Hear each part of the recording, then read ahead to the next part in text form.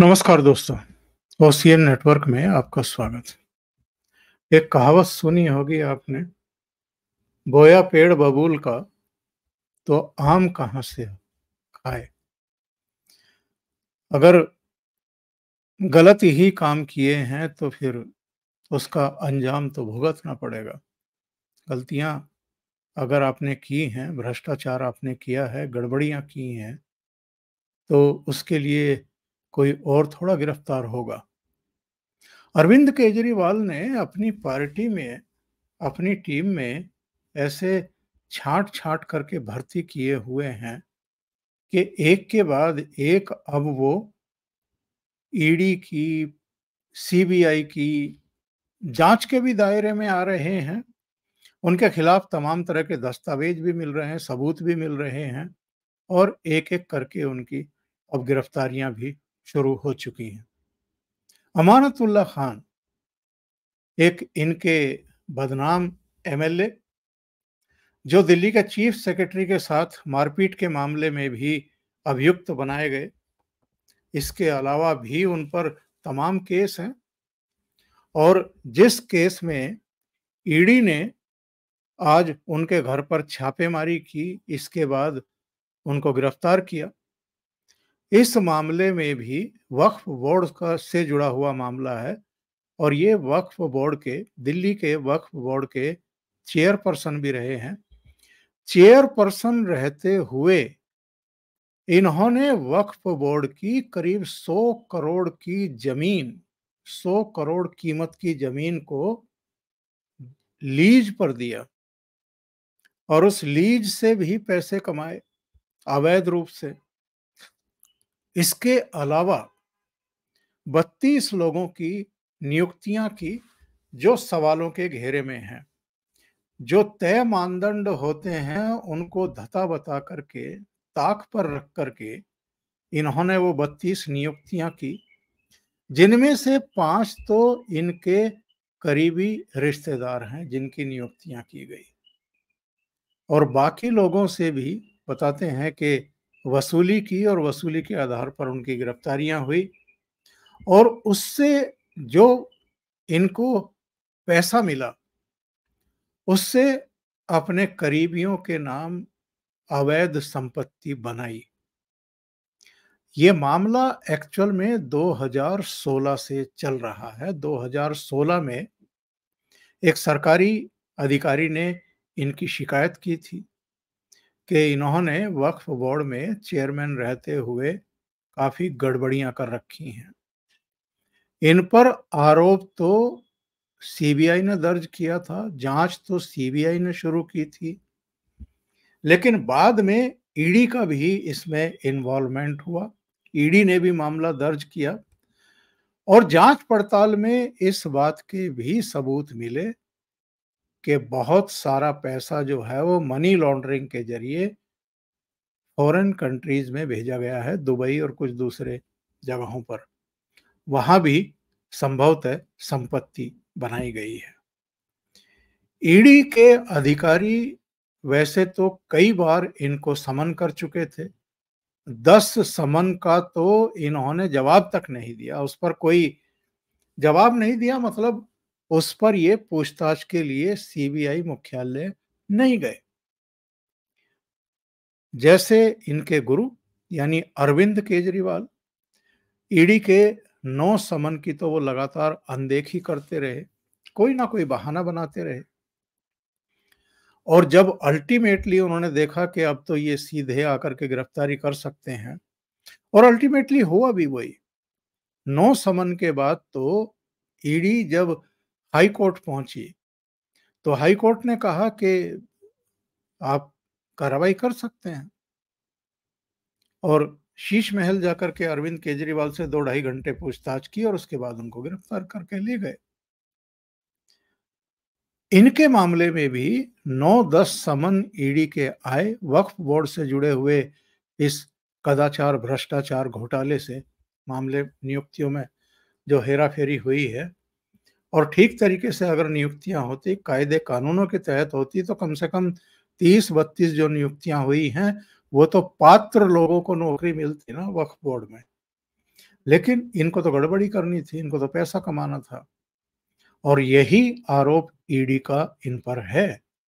ED इनसे पहले भी पूछताछ कर चुकी है। सीबीआई तो ऑलरेडी चार्जशीट दाखिल कर चुकी है और उसमें गंभीर आरोप हैं। वो सारी चीज़ों का खुलासा है कि कहाँ-कहाँ, कैसे-कैसे भ्रष्टाचार हुआ है और किन-किन का इन्वॉल्वमेंट है, इनके जो करीबी हैं उनका, और जो वक्फ बोर्ड में दूसरे लोग काम करते थे। अब मैं आपको एक विजुअल दिखाता हूँ। जब इनके आवास पर ईडी के अधिकारी सुबह पहुंचे तो वहां का सीन क्या था, किस तरह ये बहस कर रहे थे और अपनी सास के ऑपरेशन की बात कर रहे थे कि उनका ऑपरेशन हुआ है और आप लोग यहाँ कार्रवाई करने के लिए आ गए हैं। मैंने तो आपको कहा था कि मुझे 1 सप्ताह का समय दीजिए। सुनते हैं किस तरह की बहस इन्होंने वहाँ पर की है और अपनी सास का चित्र भी, वीडियो भी इन्होंने अपने अ, ट्विटर पर जारी किया है कि साहब ईडी की तानाशाही देख ली।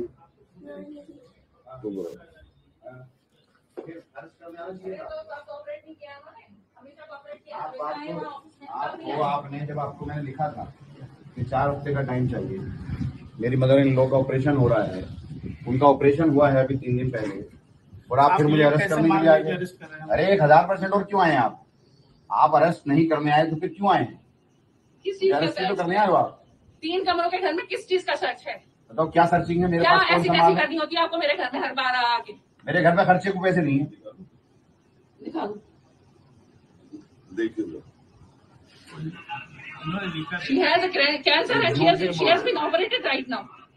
It's been 2 days. अगर कुछ भी प्रॉब्लम हो गई क्योंकि उनको टेंशन के लिए बिल्कुल मना I'll take you to the court if anything happens to my mother. अब ये फेक नहीं है सर।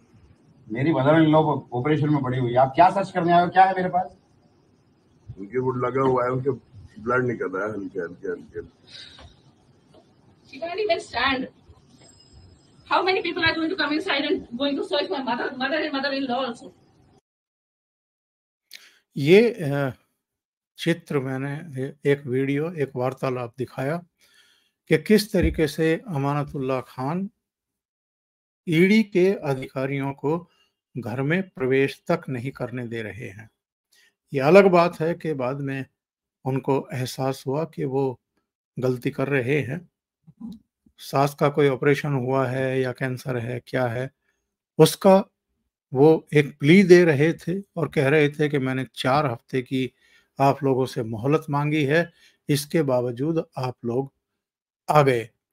इसके बाद खैर खबर आ गई कि अमानतुल्लाह खान को हिरासत में ले लिया गया है, हिरासत में लेकर के उनको ले जाया गया है और इसके बाद फिर ये भी खबर आ गई कि अमानतुल्लाह खान को अल्टीमेटली गिरफ्तार कर लिया गया है।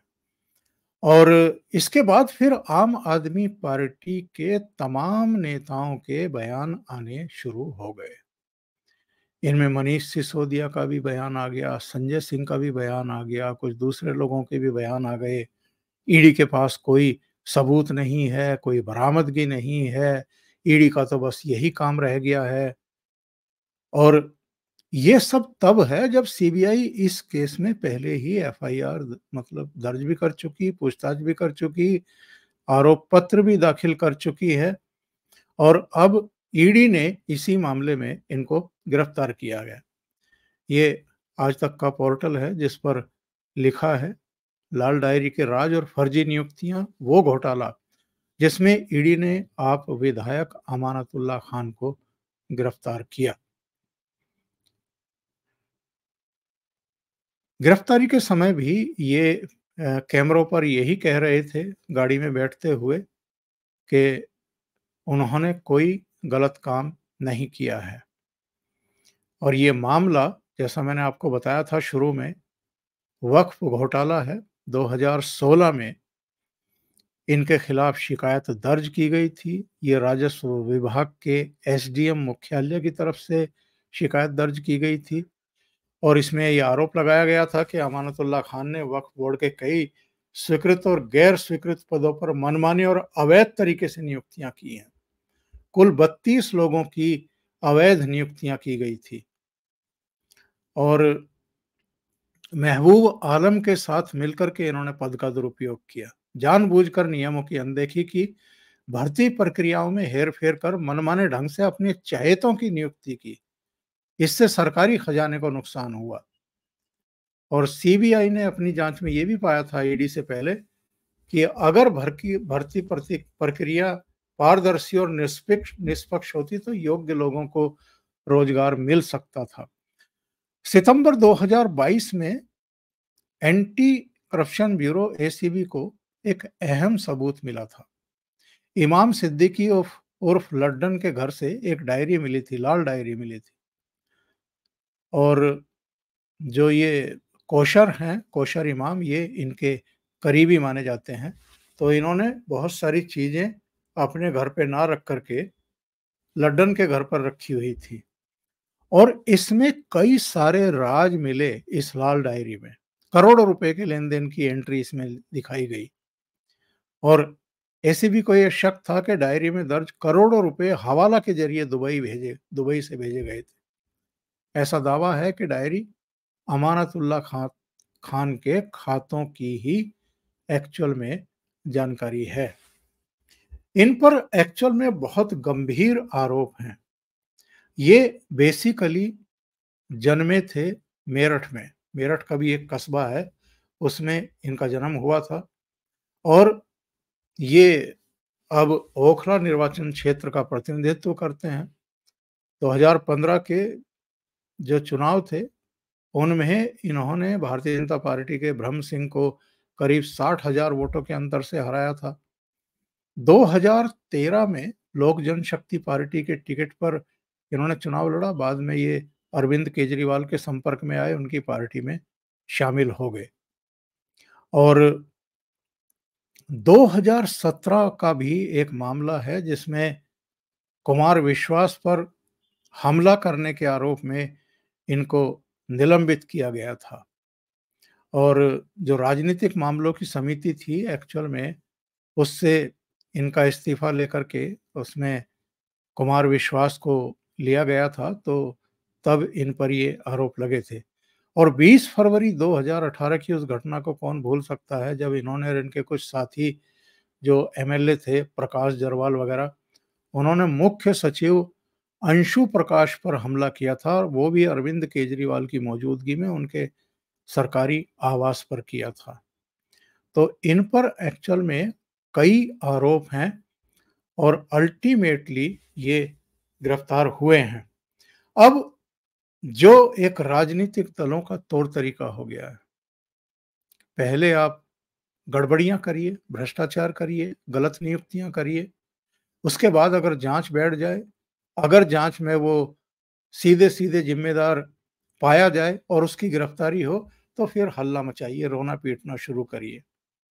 आम आदमी पार्टी के एक के बाद एक कई लोग अब तक सीबीआई की, ईडी की, पुलिस की गिरफ्त में आ चुके हैं, गिरफ्तारियां हो चुकी हैं और ये तो ऐसी पार्टी है जिसके मुख्यमंत्री भी गिरफ्तार हैं, अभी भी गिरफ्तार हैं, अभी भी तिहाड़ जेल में हैं। इस पार्टी के उप मुख्यमंत्री भी गिरफ्तार हुए जो 1.5-2 साल जेल में रहने के बाद अभी कुछ ही दिन पहले रिहा हुए हैं, बाहर आए हैं, जमानत पर आए हैं। रिहा कहना तो ठीक नहीं होगा, बरी तो हुए नहीं है केस से, केवल जमानत पर बाहर आए हैं। उससे पहले संजय सिंह 6 महीने अंदर रह करके जमानत पर बाहर आए थे। केसीआर की बेटी जो तेलंगाना के चीफ मिनिस्टर रहे हैं, उनकी बेटी के कविता अभी पिछले हफ्ते ही उनको भी जमानत मिली है। तो इतने बड़े घोटालों में ये लोग शामिल हैं और अभी तो 30-32 मामले हैं जिनकी जांच पड़ताल चल रही है और कुछ में तो सुनते हैं कि जांच अपने अंतिम छोर तक पहुंच रही है। उसमें भी अब इनकी गिरफ्तारियां होंगी आगे चल करके और जिस तरीके से ये गिरफ्तारियां हो रही हैं और जिस तरह से लोकसभा चुनाव में भी और दिसंबर 2023 के विधानसभा चुनाव में भी आम आदमी पार्टी को नीचा देखना पड़ा है। रिजल्ट के लिहाज से, परिणामों के लिहाज से जिस तरीके से लोगों ने इनको एक तरीके से रिजेक्ट किया है, केवल पंजाब में 13 सीटें लड़ी और 3 पर ये जीत पाए हैं, 10 सीटों पर चुनाव हारे हैं। हरियाणा में भी कुरुक्षेत्र में लड़ रहे थे, वहां से हारे हैं। गुजरात की 2 सीटों पर लड़ रहे थे, वहां भी हारे हैं। दिल्ली की 4 सीटों पर आम आदमी पार्टी लड़ी थी, 3 पर कांग्रेस लड़ी थी। 7 की 7 सीटें ये दोनों पार्टी हारी हैं, मिलकर के चुनाव लड़ने के बावजूद हारी हैं। तो इससे पता लग रहा है कि आम आदमी पार्टी अब बिखर भी रही है, इसका जो थोड़ा बहुत जनाधार था वो भी खिसक रहा है, और हताशा का आलम तो इनके सबके बयानों से आपको दिखाई पड़ रहा है। अभी के लिए इतना ही। बहुत बहुत धन्यवाद। अगर आपको ये चैनल और इसके कंटेंट पसंद आ रहे हैं तो लाइक करें, कमेंट करें, वीडियो को शेयर भी करें। अभी तक अगर आपने ये चैनल सब्सक्राइब नहीं किया है तो सब्सक्राइब कर लें और साथ में लगे बेल आइकॉन को दबा दें ताकि आगे आने वाले वीडियो और उनके नोटिफिकेशन आप तक पहुंचते रहें। बहुत बहुत धन्यवाद। नमस्कार।